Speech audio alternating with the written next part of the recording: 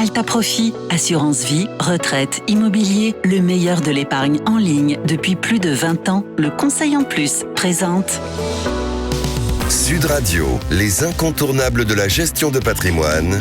Thomas Binet. Et nous nous retrouvons comme tous les jeudis soirs avec notre consultante Catherine Baudenot, directrice marketing, offre et communication chez Alta Profit pour parler gestion de patrimoine. Bonsoir Catherine. Bonsoir Thomas. Catherine, l'assurance vie est le placement préféré des Français avec plus de 2000 milliards d'euros qui y sont investis. L'un de ses avantages clés est la fiscalité pour la transmission, mais tout dépend de la bonne utilisation de la clause bénéficiaire.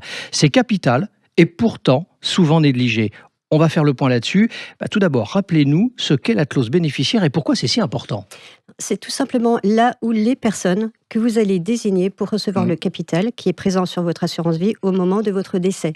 Donc elle est rédigée au moment de la souscription du contrat et ensuite elle peut être mise à jour à tout moment. Mais qui peut-on désigner du coup dans sa clause bénéficiaire ? En fait, il y a très peu de contraintes. Vous pouvez désigner un ou plusieurs bénéficiaires et vous pouvez choisir la personne de votre choix, qu'il y ait ou non un lien de parenté. Alors attention quand même, une clause bénéficiaire pourrait être considérée comme abus de faiblesse si vous désignez par exemple un médecin ou si vous désignez un membre du clergé de votre paroisse ou la personne qui s'occupe de vous en maison de retraite. Dans les successions, Catherine, il y a une grosse différence quand même de fiscalité selon le lien de parenté. Est-ce pareil si on désigne une personne sans lien de parenté comme bénéficiaire du coup ? Non, c'est très différent, puisqu'en fait le capital transmis par l'assurance vie est hors succession et bénéficie d'un cadre fiscal très avantageux, notamment si les sommes ont été versées avant 70 ans. Dans ce cas, chaque bénéficiaire, aussi nombreux soit-il, peuvent recevoir 152 500 € sans aucune taxation, et cela, quel que soit le lien de parenté. Et au-delà de ce montant, les taux qui vont être appliqués seront aussi indépendants du lien de parenté. Du coup, il y a peut-être des pièges à éviter quand on rédige la clause bénéficiaire. Tout à fait. Alors, il faut être très très clair dans la rédaction de la clause. Alors, tout d'abord, dans la désignation des bénéficiaires, il faut vraiment qu'ils puissent être identifiés très facilement et qu'il n'y ait aucune ambiguïté. Et ensuite, il faut être clair aussi dans le partage du capital qu'on souhaite. Est-ce qu'on veut le faire par parts égales ou est-ce qu'on veut privilégier certains bénéficiaires ? Alors, est-ce que vous avez des recommandations à donner à nos auditrices et auditeurs dans la désignation des bénéficiaires si ça les concerne ? Oui, alors je vais commencer par les enfants. Quand on désigne les enfants, il faut anticiper les naissances futures. Donc, c'est bien d'écrire « enfant né ou à naître ». Ça va éviter que, lors de la naissance du troisième, les parents débordés oublient peut-être de mettre à jour la clause bénéficiaire. Si on a mis né ou à naître, on n'est pas dérangé. Ensuite, il y a les conjoints.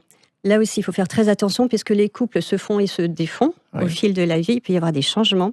Donc là, soit on désigne le conjoint nommément et on pense à mettre à jour la clause bénéficiaire, soit on désigne le conjoint par son statut en prenant des précautions, donc en précisant par exemple « mon conjoint actuel non séparé de corps au moment de mon décès ». C'est très clair.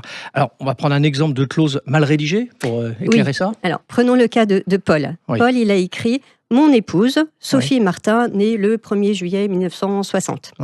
Donc, il pense avoir fait les choses correctement puisqu'il a mis beaucoup de détails. Sauf que Paul a divorcé, il s'est remarié. Au moment de son décès, c'est son ex-conjointe qui va toucher la totalité du capital et sa conjointe actuelle, au moment du décès, ne touchera rien parce qu'il a mis le statut et le nom et que c'est le nom qui va primer sur le statut. Et qu'il n'a pas réactualisé du coup. Autre point important à prévoir, Catherine. Oui, alors il faut prévoir aussi le cas où les bénéficiaires que vous avez désignés pourraient décéder avant vous. Donc il faut anticiper cette possibilité et encadrer à qui irait la part qui lui était destinée. Et donc là aussi, on a une formule toute faite qui dit vivant ou représenté. Et en fait, ça va permettre de faire suivre en quelque sorte le capital. Là aussi, on va prendre un exemple. Imaginons que j'ai mis une clause qui dit mes deux sœurs par parts égales, à défaut mes héritiers légaux. Au moment du décès, une des deux sœurs est déjà décédée et elle avait des enfants. Si j'écris vivant ou représenté, la part qui était destinée à cette sœur ira à ses enfants. Si cette mention n'est pas écrite, vivant ou représenté, c'est la sœur vivante qui aura la totalité du capital.